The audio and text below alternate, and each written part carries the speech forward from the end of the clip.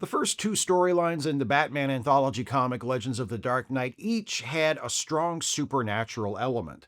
Shaman, which ran through the first 5 issues of the series, incorporates Native American spiritualism and presents Batman not merely as a human being in a costume, but as being linked to something deeper and more elemental. Gothic, which continued through the following 5 issues, pits Batman against a 300-year-old murderer who had sold his soul in exchange for an unnaturally long life, and ends with the villain being dragged to hell by Satan. The third storyline in Legends of the Dark Knight is pretty grounded compared to those two, which is kind of funny given that it was scripted by a writer best known for his otherworldly Batman tales. And also that this story is pretty outlandish in its own right, just not in the, spirits and devils sort of way. That writer is Doug Moench, and he is joined by penciler Paul Gulacy and inker Terry Austin for a story titled Prey. Some undercover cops are about to bust a drug dealer when Batman intervenes and grabs the dealer first. Batman wants the same thing the cops do, the dealer's supplier. The dealer gives Batman a name, the Fish, and Batman tosses the guy back to the cops like, thanks, you take him. The cops are not happy about being shown up by Batman. Particularly displeased is the leader of the operation, Sergeant Court. He goes to Captain Jim Gordon to complain. He thinks they need to make arresting Batman a priority because having him out there is bad for police morale. Gordon disagrees, but there's no time to argue with Court about it because Gordon's booked as a guest on Nighttime, the late-night news show of choice for Gothamites who don't want to watch Nightline but will tune into its legally distinct local equivalent. Aside from Gordon, the other guests on Nighttime are the mayor of Gotham City, Wilson Class, and psychiatrist Dr. Hugo Strange. The subject of discussion is Batman. What's his deal? The mayor thinks Batman needs to be stopped because nobody is above the law. Strange thinks Batman is a dangerous freak obsessed with power, vengeance, and the darkness. Gordon's like, maybe he's just a nice man who saves people's babies from drowning? We're meant to think Strange is a nut, even if you don't recognize him immediately as one of Batman's longest established villains. The guy's name is Dr. Hugo Strange, and he looks like that. But he isn't totally off base with his psychoanalysis of Batman. Bruce Wayne is watching the show, and when Strange speculates that Batman is motivated by a single traumatic event from his past that continues to haunt him, that hits close enough to the bone that Bruce crunches the glass he's holding. At the end of the show, the mayor announces that he's forming a task force to apprehend Batman, and he's appointing Gordon to lead it. Then, after the show is off the air, the mayor approaches Strange and asks him to serve as a consultant to the task force. Strange is thrilled and only too happy to help. Gordon is not so happy with his new job. He likes Batman and feels indebted to him for saving Gordon's infant son at the end of Batman Year One. For his part, Batman doesn't have time to worry about any of this. He has more important business to take care of, like finishing work on his car. Gordon reluctantly gets to work on the task force, tapping Sergeant Court to select the rest of the members, reasoning that Court is tough and ambitious enough to make it look good to the mayor, but too much of a shithead to actually present a threat to Batman. Meanwhile, Hugo Strange visits the mayor's office and demands access to police files so he can better diagnose and understand Batman. That night, Batman and some cops, including Court's team, show up at the hideout of that drug dealer mentioned earlier, the Fish, and while the cops and Batman fight each other, the Fish manages to escape. Also, Catwoman is nearby, pulling off a jewelry heist at some rich person's place. Also, Dr. Strange is at home with his mannequin girlfriend, dressing up in a Batman costume, as one does. In Part 2, Bruce attends a party at the mayor's house and meets Catherine, the mayor's daughter, who, much to the annoyance of her father and the also in attendance Hugo Strange, is a big fan of Batman. Also, Gordon is beginning to think he made a mistake putting Sergeant Court on the task force. Court is turning the hunt for Batman into a personal crusade, and with Strange advising him, Gordon worries they might pose a threat to Batman after all. Also, the newspapers are reporting that Batman and Catwoman are partners, which really pisses Catwoman off. The next person she robs, she scratches them with her claws and says, "Tell them the Catwoman is nobody's partner." That should take care of it. Batman finds where the fish has been hiding, captures him, and turns him into Court's task force as a peace offering. Court and his men respond by shooting at Batman. You know, you try to be a nice guy, and this is what you get. Gordon uses the bat signal for the first time to summon Batman to warn him about Court and Strange working together. Court watches from another building as Batman and Gordon talk, and then Court goes and snoops through Gordon's office, discovering some of the police files he was supposed to send over to Strange, but has been holding back in order to hamper their efforts to identify Batman. Court goes to see Strange, and Strange says to Court, "Say, are you as strong and athletic as you look?" He's clearly got something planned, and we find out what that is in part 3. But first, we get to see Strange and the mayor's daughter, Catherine, going out on a really shitty date.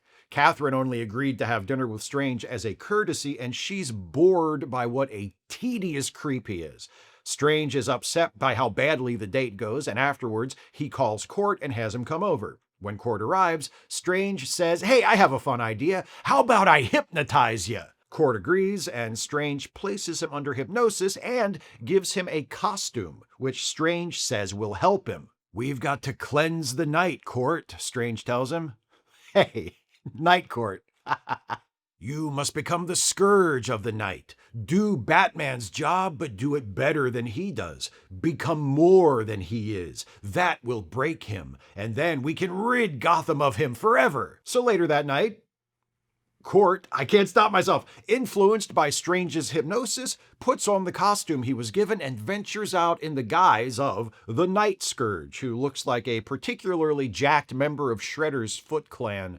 Or maybe a character from an unauthorized knockoff of Mortal Kombat, I can't decide. The Night Scourge tears up a biker bar and captures a gun smuggler and leaves him for the cops to find, tied up and naked with a gun taped to his mouth.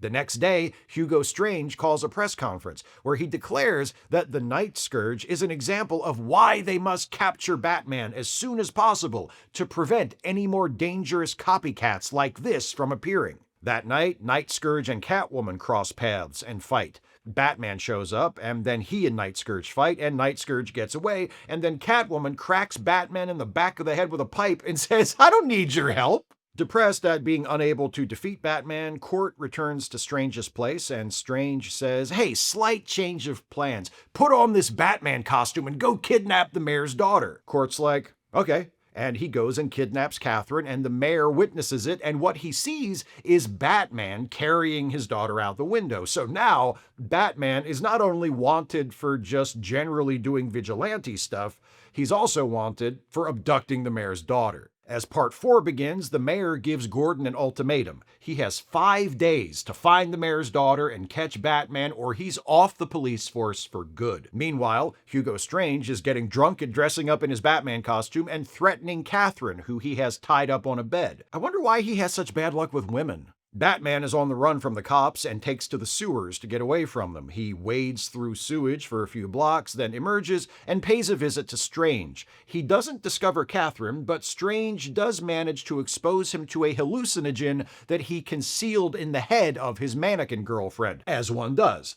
While feeling the effects of the hallucinogen, Batman says something about his mother and father. Strange hears him and picks up the phone and calls Court, demanding police files on double murders of husbands and wives going back 20 years. Strange has always suspected that Batman was inspired by a single traumatic event in his life. Now he thinks he knows what that event was. After a few more close calls with the cops, Batman, plagued by hallucinations of the murders of his parents, finally makes it back to Wayne Manor, but when he gets there, he discovers that Hugo Strange has been there first and left him a little surprise. It seems that Strange has figured out that Batman is really Bruce Wayne, and dressed up mannequins to look like Thomas and Martha Wayne, and recorded taunting audio messages, saying things like, "It was all your fault, son. If you hadn't wanted to go to the movies that night, we would have lived." Still feeling the effects of Strange's hallucinogen, Batman doesn't react super well to this, and he flees to the Batcave, smacking the shit out of Alfred along the way. That's where we end things in part 4.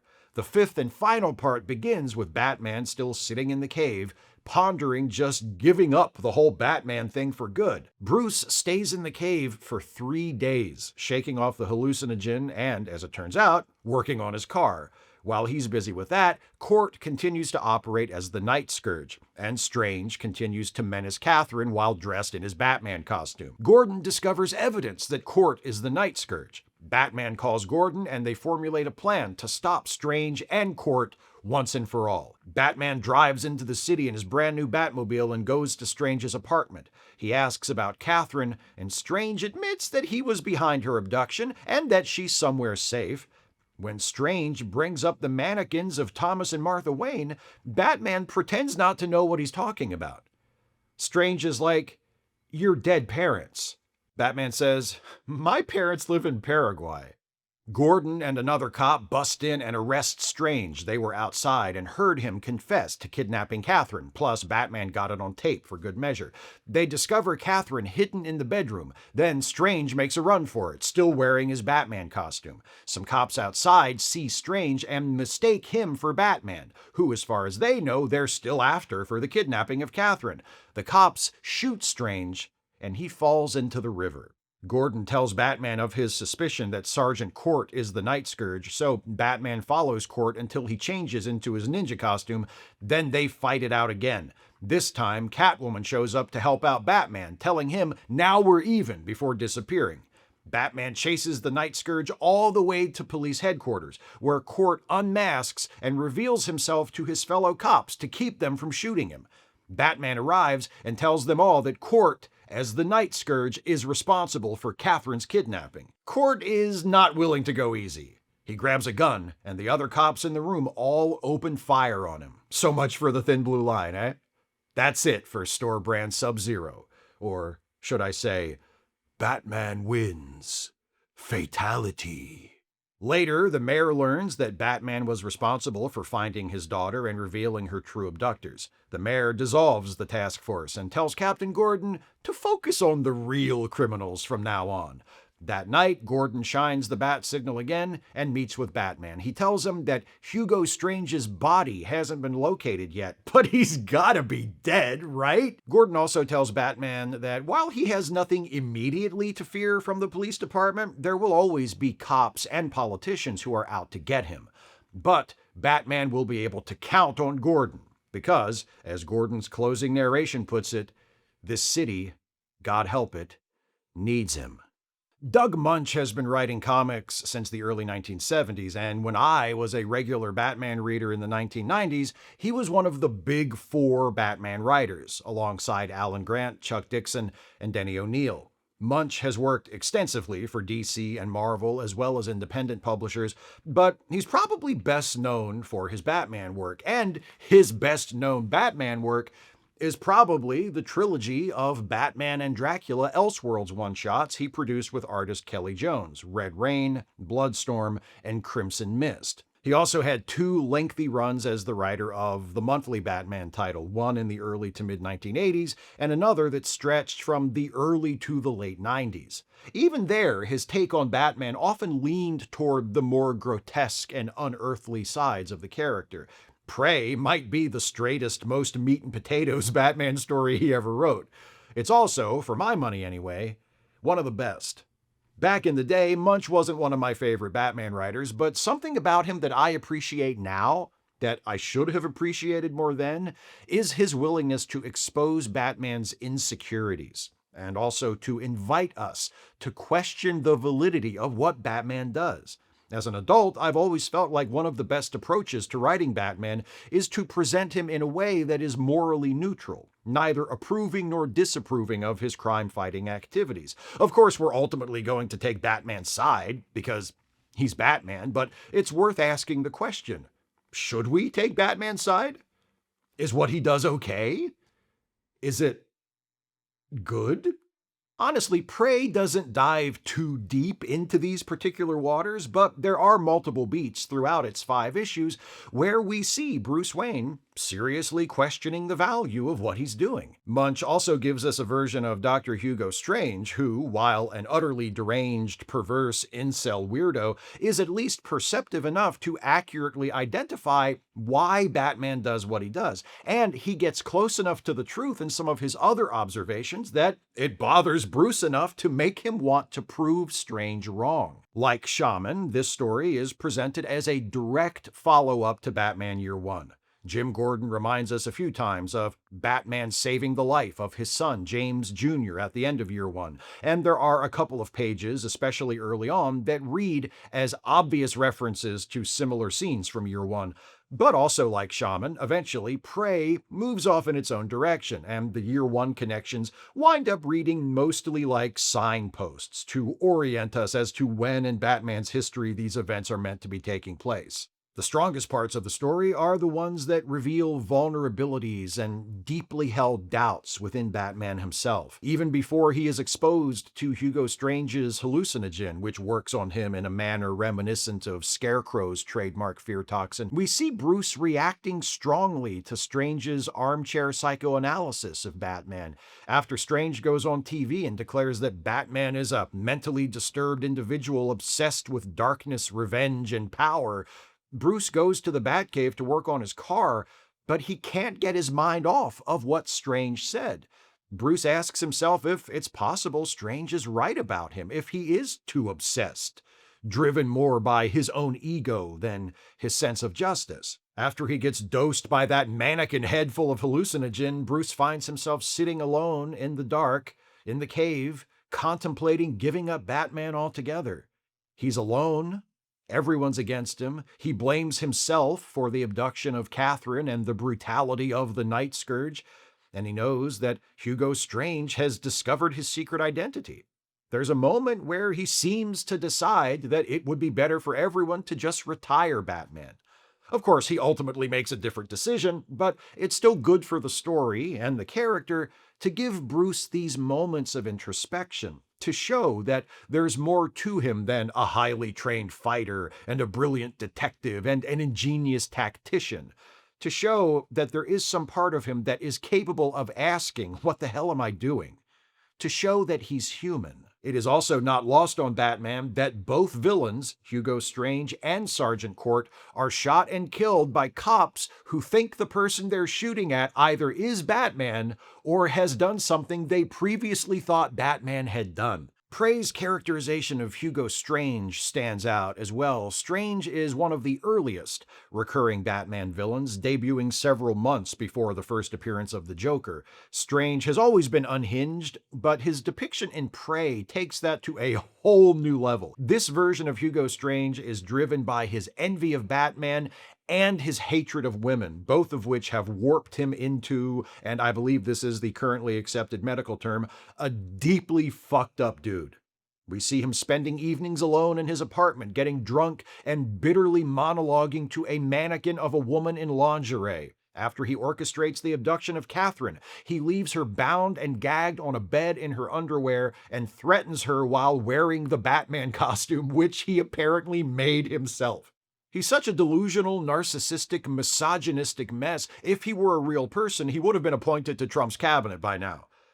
Weirdly, I mean that as a compliment. Hugo Strange discovering Batman's secret identity has become an enduring part of his character. He's been reimagined several times over the decades, and the exact circumstances of how he finds out that Batman is really Bruce Wayne differ from portrayal to portrayal. In the 1970s, during the legendary Steve Englehart Marshall Rogers run on Detective Comics, which was the subject of my very first Best Batman Ever video, Strange simply yanks the mask off of an incapacitated Batman. In Batman the Animated Series, Strange learns the truth after using a mind-reading machine on Bruce Wayne. I think I prefer the way it's handled here, with Strange correctly deducing the truth on his own after learning a key detail from Batman. This version of Hugo Strange is a twisted, evil, and deeply misguided bastard, but he's no fool. Psychologically speaking, he kinda has Batman's number, at least to a degree. He correctly deduces that Batman is driven by the memory of a personal tragedy. Initially, he assumes that this tragedy is the death of Batman's wife. When Batman is dosed with Strange's hallucinogen and mentions his mother and father, Strange realizes he was wrong and immediately checks police files for murdered couples. That, plus his also correct assumption that Batman would need a lot of money and a lot of free time to do what he does, leads Strange directly to Bruce Wayne. But it's at this point that Strange's brilliance clashes with his ego and his arrogance, and that eventually leads to his defeat. He finds out Batman's secret identity, but he doesn't tell anyone about it, and he doesn't use it to directly attack Batman. He could have told Sergeant Court to get into costume as the Night Scourge, head to Wayne Manor, and wait for Batman to show up. Hell, he could have just called the cops and said, "Hey, you been looking for Batman? Well, he's really Bruce Wayne, and he should be home any minute, so just go to his house and grab him." Instead of that, Strange goes to Wayne Manor himself, knocks out Alfred, and sets up mannequins with tape-recorded voices to represent Thomas and Martha Wayne to mind-fuck the drug-addled Batman and, I guess, psychologically break him? Should've just killed him, dude! But Strange's miscalculation not only allows Batman to survive to fight another day, it also gives Batman the perfect, simple method for dealing with the fact that Strange has discovered his greatest secret. The next time Batman and Strange see each other, and Strange brings up that he knows who Batman is, Batman just acts like he has no clue what the hell Strange is on about. It may be an unlikely choice, but "my mother and father live in Paraguay" is my favorite line of the whole run. That just cracks me up. Another element of Prey which I love is the conflict it creates between Batman and the police. I found setups that have Batman and the cops on opposite sides to be reliably compelling, and Prey is no exception. In fact, it's one of the better examples. I love the lighthearted Silver Age version of Batman as much as anyone, and Batman and Robin being depicted as officially deputized law enforcement officers in the Adam West TV series is a wonderful bit of comedic absurdism, but if the goal is a serious, dramatic take on the character, I just think it makes a lot more sense to depict Batman and the cops as being strongly at odds with one another. Gordon should be Batman's ally, but there should be tension there because Gordon, a representative of the police force, is working with and protecting Batman, a vigilante who operates outside the law, or as that is also sometimes called, a criminal. It strengthens Gordon's character, shows him to be a person who will act on his principles even if doing so alienates him from his fellow cops. Placing Batman and the police at odds with one another raises so many issues with Batman and with policing that can add depth and meaning and relevance to the story. Prey touches on some of these issues, like how easily the police can reach the wrong conclusion about who is responsible for a crime, or how Batman takes it upon himself to perform a function which society has rightfully entrusted to the police department, but only because the police department hasn't been doing its job. It's just so much more interesting and exciting if Batman has to do his thing while also keeping ahead of the cops, instead of treating Batman like an unofficial member of the force. The conflict and characterizations of Batman and Hugo Strange and the Batman versus the cops scenario are enough to lift this story up into minor classic territory for me, but there's no getting around the fact that the story has some problems. One of my biggest problems is the depiction of Jim Gordon. His primary function in the story is to make terrible decisions, and then worry about whether or not his terrible decisions will make things harder for Batman. Characters making bad decisions isn't necessarily a result of bad writing. Hugo Strange makes bad decisions, but those decisions are the believable result of his character and his established flaws. Unless I've missed something, we're not supposed to think that Jim Gordon is a clueless shithead. He sure acts like one, though. The most egregious example of this is when Gordon selects Court for the anti-Batman task force. Now let's think about this. Gordon doesn't like the task force. Gordon doesn't want to be in charge of the task force. Gordon is on Batman's side. So, to take point on the task force, he selects Sergeant Court, a man who we have previously seen in Gordon's office complaining that Batman is robbing real cops of their pride by stealing criminals that the cops should be busting and getting credit for themselves. Gordon's rationale for this is, well, sure, Court is blinded by his hatred of Batman, but he's also a good cop, so I think he's the best man for the job. Just look at the double talk Moench puts into Gordon's narration here. I need a man I can trust, but not have a lot of faith in. A man who's good, but not all that good. A real go-getter, but one who doesn't necessarily get anyplace. What? Then, in the next issue, Gordon observes the task force's investigation and thinks maybe Court wasn't such a good choice after all. This is turning into a crusade for him. He really hates Batman. Yeah, we know. And so do you. Again, not a problem if we're meant to think Gordon is a dipshit, but I don't think we're meant to think that. Another problem character is Sergeant Court, aka the Night Scourge. More than once throughout the story, I found myself asking, what is this guy doing here? Obviously, barring a major rewrite, some character needed to be filling the role that Court fills here, but Court himself is so nondescript that it doesn't feel like it needed to be him specifically. His character is a standard issue, overzealous cop who doesn't like Batman for being a vigilante, combined with a supervillain alter ego so generic that at times it's difficult to keep paying attention when he is the focus of a scene. The name Night Scourge isn't winning any prizes, the costume and gear are off-the-rack ninja, and the motivation is do Batman stuff, but better than Batman. Oh, and he's hypnotized, which is never really a factor after it's introduced. The last problem character is Catwoman. Not because there's anything in particular wrong with her portrayal, but rather because there's no reason for her to be here at all. She has nothing to do other than show up a few times and be Catwoman, so that we know she exists, I guess. Maybe this is a negative side effect of Moench feeling too indebted to Batman Year One. Catwoman was in that, so I guess she should be in this too. Catwoman's mostly pointless appearances wouldn't be as much of a problem if this was just the first story arc in what was planned as a longer ongoing run. It reads like Moench is expecting to come back the month after Prey wraps up and begin his next arc, and maybe Catwoman will be a player in that.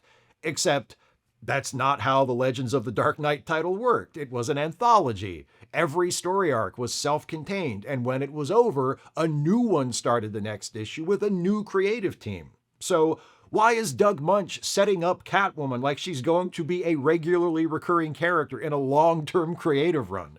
I love me some Catwoman, but here she just feels needless and out of place.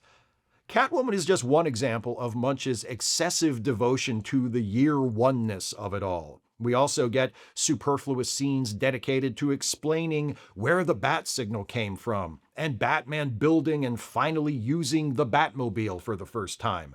Moench does take the trouble to build these scenes into the story. They don't just come up out of nowhere, but I don't think the story is improved by presenting the origins of the bat signal and the Batmobile. I can't think of any reason for either of those threads to be included here other than, hey, it's early in Batman's career and maybe people will want to see where the bat signal and the Batmobile came from. Personally, I didn't give a shit. The other half of Prey, the artwork, is by penciler Paul Gulacy, a frequent collaborator with Doug Moench. Like Moench, Gulacy got his start in the early 1970s, and like Moench in the 1990s, he was most well known for working on Batman. And rightly so. Here and elsewhere, Gulacy shows himself to be well suited to drawing Batman. He, along with inker Terry Austin and colorist Steve Oliff, finds a good balance between Batman the superhero and Batman the weird figure of the night, crafting moody panels like this one from Part 2 showing Batman climbing through the window of Jim Gordon's office, or this one from Part 3, Gulacy's take on one of the most iconic and most done-to-death Batman poses, perched on the edge of a rooftop overlooking the city.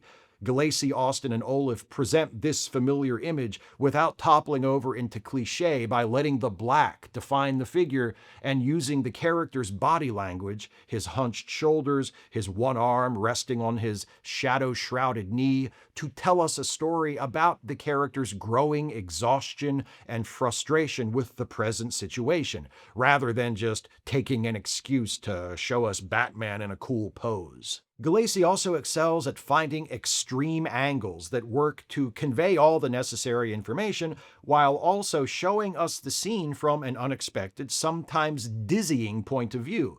Like this, the title page of Part 1 with Batman dropping down to grab the drug dealer away from the cops, or this panel from Part 2 showing a concerned Gordon in his office in the foreground, while in the background, behind and below, we see Court and the task force examining Batman's abandoned hang glider. As with the writing, much of the best artwork in Prey concerns Hugo Strange. Gulacy excels at bringing Moench's crazed take on Strange to life on the page.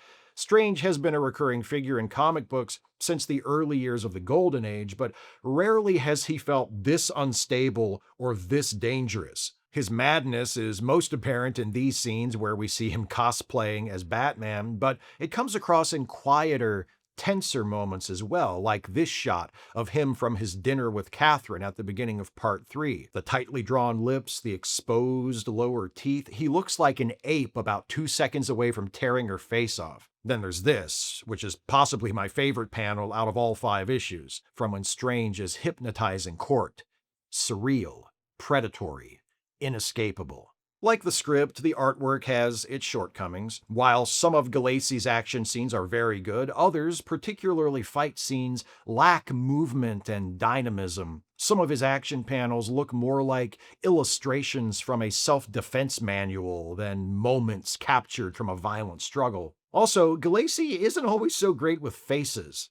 His Hugo Strange is consistent and consistently great, but Bruce Wayne can look like a totally different person from one page to the next, sometimes one panel to the next. These are relatively minor quibbles, however. For the most part, Gulacy's artwork is excellent. Like penciler Ed Hannigan and inker John Beatty did for Shaman, Gulacy and Austin are clearly taking a cue from David Mazzucchelli's artwork for Batman Year One, but as was also the case with Shaman, once they establish their reference point, Gulacy and Austin set off in their own direction and tell this Year One follow-up in their style. The color palette chosen by Steve Oliff for Prey provides a richer and more varied look than the monochromatic look of Year One. I'm not saying this is better than Batman Year One. I don't think it is, but I do appreciate the fact that while Prey certainly attaches itself to Year One, the artists told this story their way, without trying to photocopy another style. Legends of the Dark Knight was my favorite monthly Batman comic. It's the kind of comic I wish all superheroes had, especially the ones like Batman who have been around for decades and decades and always feel like they're about to drown in the quicksand of their own accumulated lore. Because of the anthology format, the self-contained story arcs, the rotating creative teams, the only thing that matters when you pick up an issue of Legends of the Dark Knight is what's happening right now. You need to know the basics about who Batman is and what he does, and that's it. The stories are unfettered by continuity, lean, and accessible. Which doesn't mean they are unimportant. A lot of times, fans will treat out-of-continuity stories dismissively, as if the only stories that count are the canonical ones. Here's my view on that. Canon is bullshit, and if you like the story, it counts. Prey counts because it presents Batman with an adversary who challenges him not only physically, but psychologically. The reason Batman isn't able to just shrug off Hugo Strange's description of him as an obsessed, morbid loner living out a power fantasy is because Batman worries that might be true. Is he doing any good for Gotham City? Or is he a servant to his own unresolvable pain and trauma? These are questions Batman asks of himself and which Prey prompts us to ask about Batman. And ultimately, Batman's answer is not merely to say, I'm not who Strange says I am, but to resolve, I will not be who Strange says I am. I must not be. Being a hero takes more than the ability to defeat the villain. It takes insight, not just into your enemies, but into yourself. It's a quality we should all strive to cultivate in ourselves, and a trait we should always look for in the best Batman ever.